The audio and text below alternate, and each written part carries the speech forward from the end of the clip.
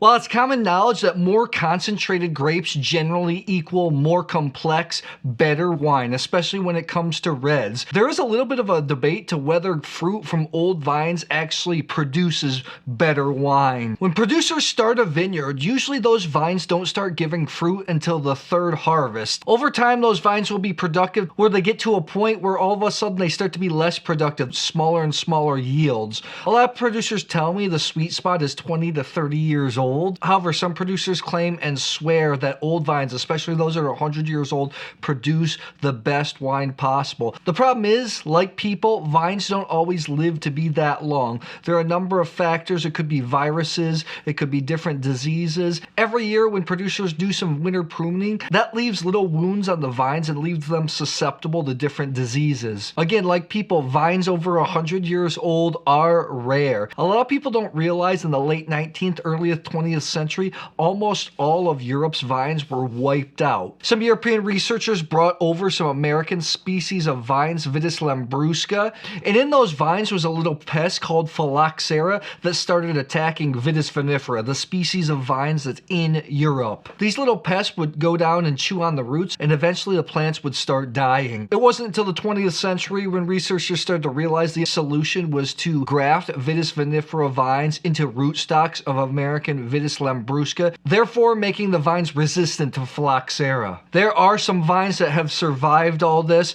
especially when you get into the south of France, Spain especially, and some of the oldest vines are actually in Australia and California, believe it or not. These old 100-year-old vines are usually bush vines. They usually have thick trunks. If you want to set any wine geek off, one way to do it for sure is to show them a vineyard full of bush vines. It's like crack to wine media, wine journalists. Whenever I'm on press trips and we get to a vineyard with old vines, people pull out their cameras and they're like, ch-ch-ch-ch. I haven't seen a ton of varieties that come from 100-year-old vines. The two most common varieties that I've seen are Grenache / Garnacha or Carignan. I think I have seen some old vines of Cinsault too. There is no regulation for the term old vines. In France, you'll sometimes see vieilles vignes, which means old vines. There's no regulation on how old those vines actually have to be. You see in Australia, especially places like Barossa, McLaren Vale, producers are really using that as a marketing tool, showing that the wines are made from 100-year-old vines. That sounds cool and it's a great story and all. At the end of the day though, how do the wines taste? Here today, I have two wines from two different countries made from the same grape, Grenache. I actually thought maybe I shouldn't blind taste these because there's definitely a vintage variation, but I thought, hey, what the heck? Let's just blind taste, see what shows up.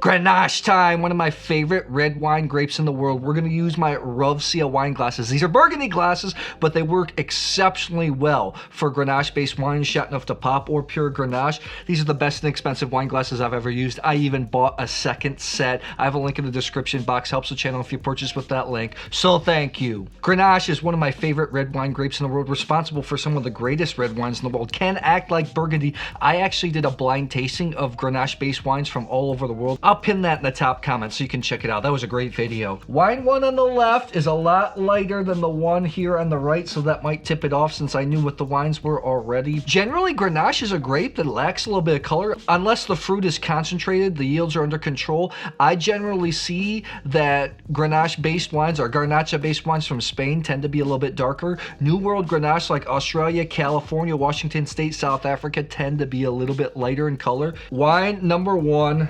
beautiful. It has like a baked strawberry, Kirsch cherry, earth, this liqueur, like this cherry liqueur. Also a little bit of this kind of waxiness that you get with Rhone-based wines. I better cover the other glass while I'm at it because it's still Nat season. I tend to favor New World Grenache because I feel like it's more pure, but this definitely has the earthiness to make somebody feel like it could be more of a European type wine. Incredibly complex, even a little perfumed. The alcohol comes out a little bit. Grenache tends to have a little bit more alcohol. Sometimes aromas can resemble Burgundy. The alcohol sometimes can tip it off, and Grenache is lower in acidity than Pinot Noir. Dry wine, but Grenache has so much sweet red fruit flavors. Tannins are very sandy. This is incredibly long. This is a gorgeous wine. Kind of has a medium body mouthfeel, so it doesn't feel massive. Grenache has a lot of alcohol, but the heat doesn't really get to me. Even though it's got a medium mouthfeel, it's still a pretty big wine because it's a little bit higher in alcohol, tons of fruit, a very pretty big wine. Almost if you had like an NFL lineman with a more feminine face, I guess. That's really good. Let's move on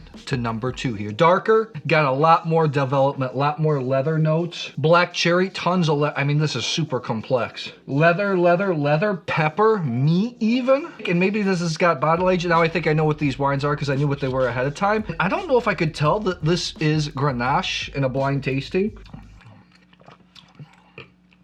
Wow. Spicy, bold, has a lot of intensity. Killer wine, big time tannins. I mean, really grippy. These are 2 different wines for 2 different palates. The left is more pretty and nuanced, super complex. The one on the right here is a little bit more powerful for the big and the bold. This definitely has like the schisty flintiness that sometimes you get in the wines of Priorat. 2 impressive wines.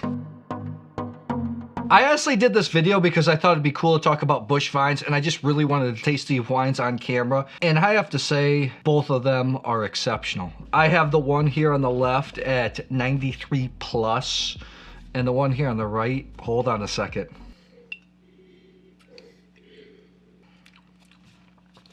I have the one on the right at 96 points. I think I know what this is. I have Grenache, Old Vine Grenache. I'm gonna let you know right, I have one from Australia, one from Spain. I think this is the Aussie one, just because it's lighter in color. Pretty exceptional wine, 93 plus points, the prettier one of the bunch. Let's see what it is. The Yalumba, the Tri-Centenary, Barossa Grenache Ancestor Vine 2018. Handpicked from a single 2-acre vineyard block. Bush vines, planted in 1889. This is a fantastic one. I don't have a price on this. I think if I remember, it's like 50 or 60 bucks, maybe a little bit more. I think it's an exceptional wine. Barossa is one of those areas in Australia with lots of old vines, some of them ungrafted. So Vitis vinifera on their own rootstock. More of a prettier Grenache-based wine. Again, acts kind of like a Burgundy. Comes with a screw cap, by the way. I'm gonna actually save some of this because I like it. I want to keep this fresh. I actually just got off the phone with Repour. This is a wine preservation system. I've done videos about it. They told me that the code that I use to give you a discount, they're going to extend the discount from 10 to 20%. I'll put the code and the link in the description box. I get a small commission if you choose to use it, but I really believe in the product. I want to drink and save this wine over time. So I'm going to unscrew this and put this bad boy in. Good wine.